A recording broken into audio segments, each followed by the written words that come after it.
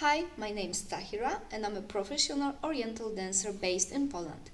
And this is Tahira Belly Dance Diary, where I invite you to dive with me into the world of oriental dance and all its complexity. So let's begin.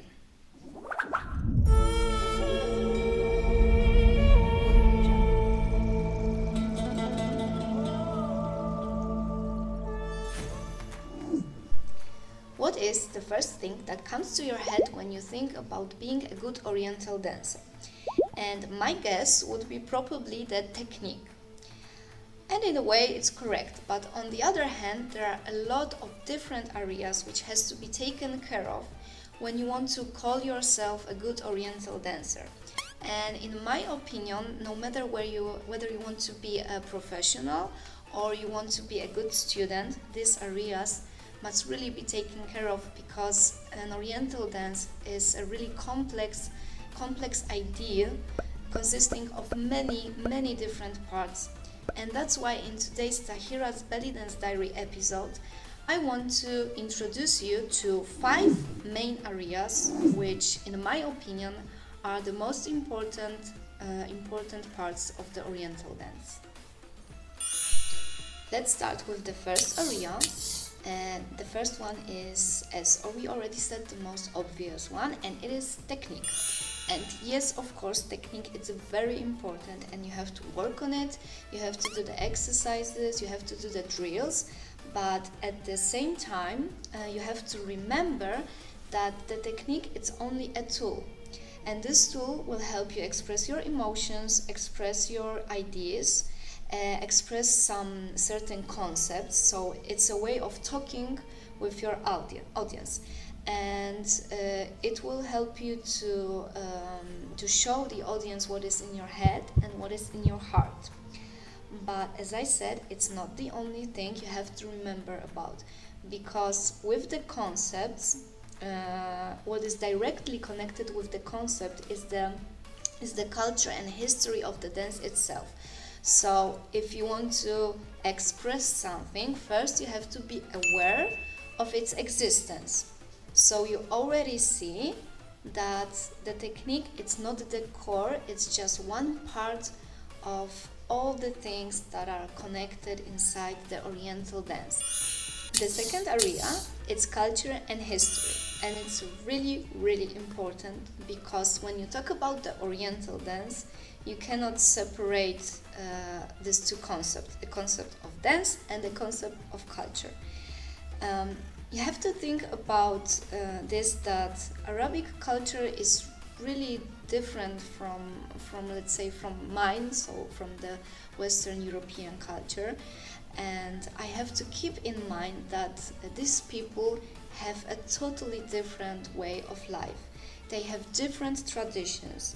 Their language is completely different from ours. Their history is different.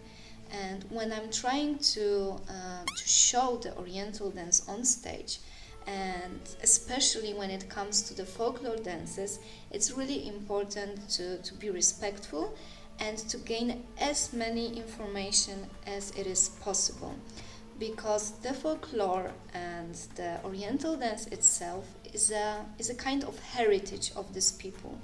So you want to keep this in mind, to represent their culture as good as you can. So the knowledge about the culture, the knowledge about the history, maybe even some basic knowledge about the language will be very helpful in representing those people as they deserve to be represented. So it's a thing of respect, it's a thing of being professional, and it's a thing of really diving into the all complexities of oriental dance. So this second area, the culture, the history, the language, the different traditions, way of lives, even different gestures that these people make, is really important to your dance, and it will really help you to be a better dancer.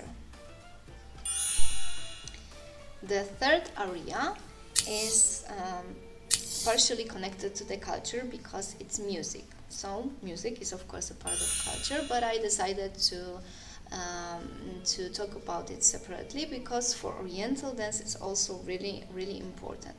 And when it comes to music, we have, let's say, 3 different things to consider. The first one will be the instruments, the second one will be the rhythms, and the third one will be different kinds of music used to the different style of dances. And once again, what is your task is to gain as much information as it is possible. So you have to gain knowledge about the rhythms, to know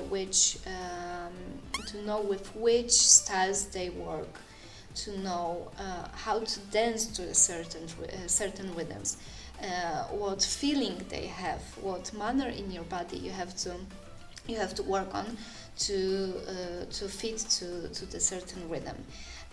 When we talk about the instruments, it's the same. So different instruments will have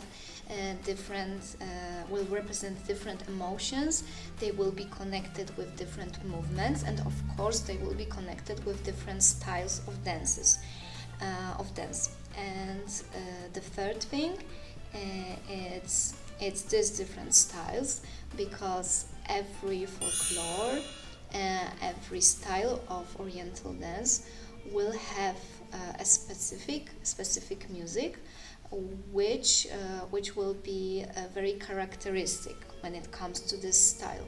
So once again, you have to have a knowledge about what is proper and what is not proper, which steps you can use, which steps you cannot use. So you cannot just pop into some style and just do whatever you want, because as I already said, it's really important to be respectful to the culture. So you know what is the rhythm, you know what is the instrument that are used, and when you know what is the style, you have like almost 100%, you can be 100% sure that you have the basic set to start to work on a specific choreography. So this was our third area. So now we're coming to the fourth area, and we have already the technique, we have the culture and history, and we have the music, rhythms, the instruments.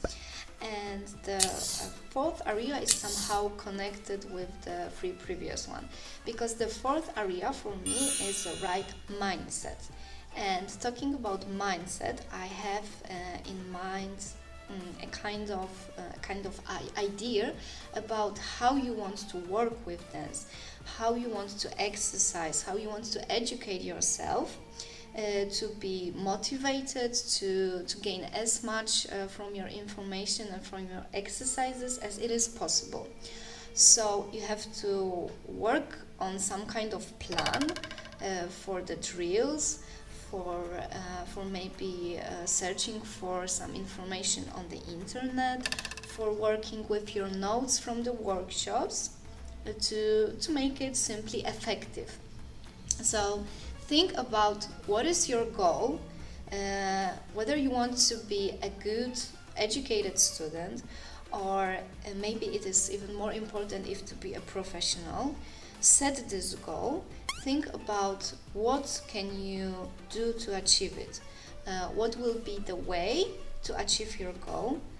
What will be your perfect option for exercising, for educating yourself, and for attending workshops, festivals, maybe even private lessons. Just find your perfect way and find your perfect mindset to achieve whatever goal is in your mind.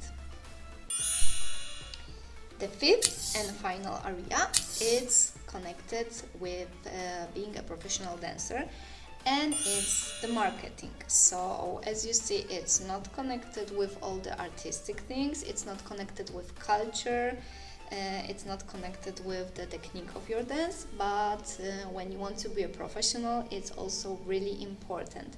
So what is my advice is also to set your goal.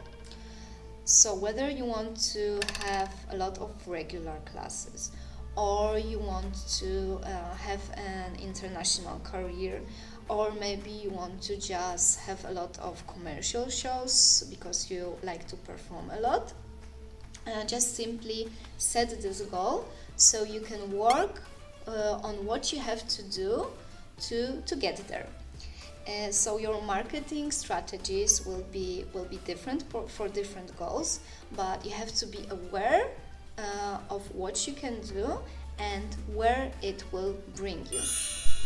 Remember that a good marketing is something that you don't want to leave behind you, especially if you want to be a professional dancer. So don't leave it be. Just make all the notes, make all the goals, and work on it really hard, because it will also help you being a better dancer, and of course it will push your career forward.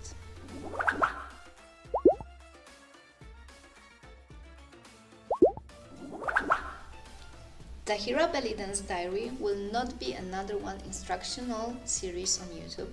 I hope to cover all these 5 areas which we are talking about in this episode. That is the technique, the culture, the music, mindset and marketing.